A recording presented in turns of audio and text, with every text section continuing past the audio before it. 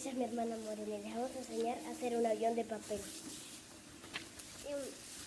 Como ven, tengo una hoja así gastada que nos sirve. Pues les diría que hagan lo mismo en su casa.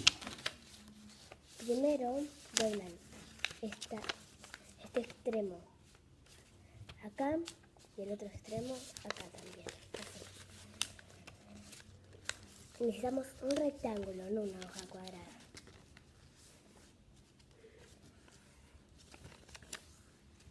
Y si quieren la pueden decorar, pero cuando terminen, así, ahí queda.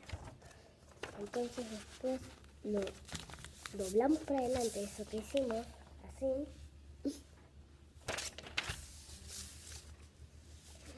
Quedó como, mira, quedó como si fuera de acá. Y después doblamos los extremos acá.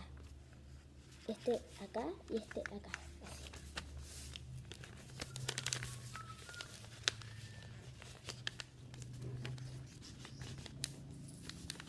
Una vez que doblamos así, doblamos esta puntita así para arriba.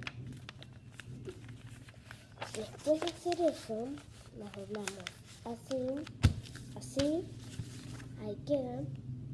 Y hacemos con esto, cuando la teníamos así, la tenemos que doblar así. Y entonces así, después de doblarla a la mitad, llevamos estas partes hasta acá, así. Ya casi terminamos. Y lo mismo con esta parte. Y así hacemos una avión de vapor. Y ahora vamos a enseñar. Es buenísimo ese. Ahora vamos a... Por favor, acuérdense de suscribirse y ponerle